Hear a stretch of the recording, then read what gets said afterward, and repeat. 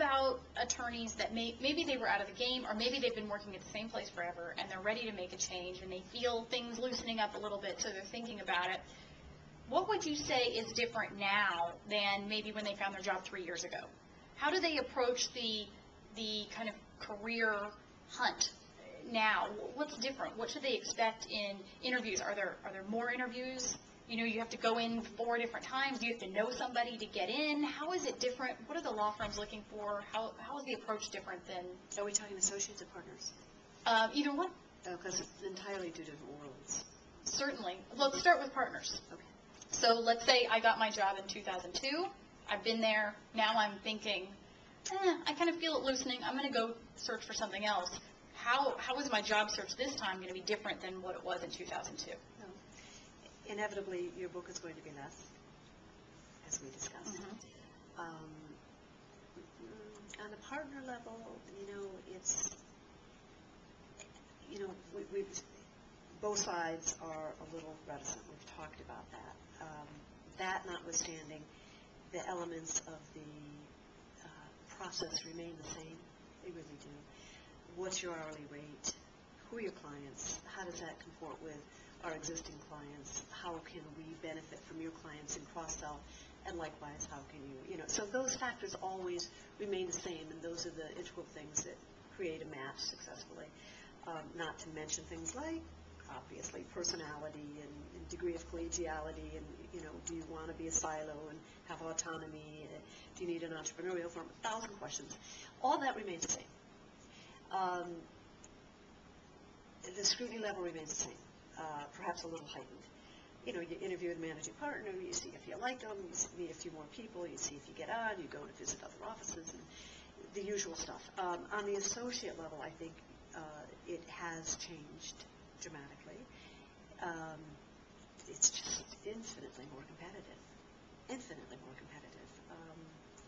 People have to start really thinking out of the box in terms of how to go about getting a job. I speak at law schools, and the last couple of years have been rough because they, with the Latham started, I think they had the largest class that was deferred, but a lot of firms deferred kids and ultimately, put them in public counsel type positions or public interest positions and gave them some stipend. But a lot of firms kind of reneged on that, and they're without jobs, and these are very well credentialed kids. I'm working with one clerk who did have a job at a top New York firm, but that's not happening, and what's going to happen after the clerkship, and there's a lot of uncertainty. Where does that leave the middle of the class at a fine law school? Where does that leave the top of the class? Or the bottom of the class. Well, hello.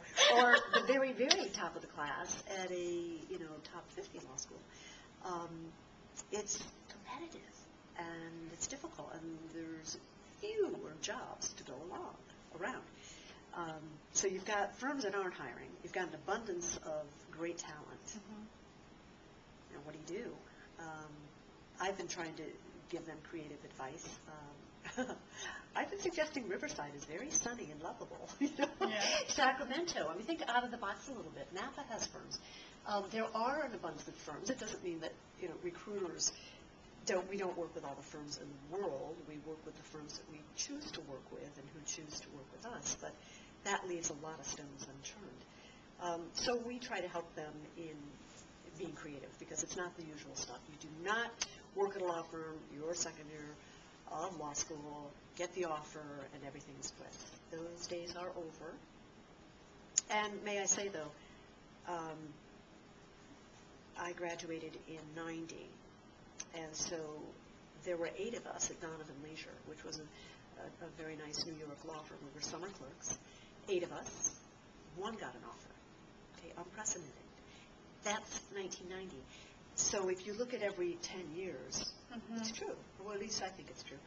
Every turn of the century, of the decade, there seems to be these dips and so forth. This one, tough, definitely tough. But in 2000 we saw it. It's 2010, so it will shift. It continues.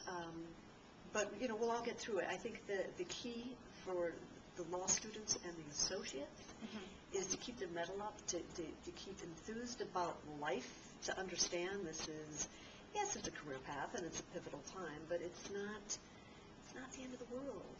You know, and they're in it, and I'm looking at it objectively, like, don't worry about it, you're going to be fine, and they will. Go travel the world. Go to, I always say the Peace Corps. Do something good. Do something that will harness your energy in a very effective way and make you a better person and a better lawyer when the market recovers.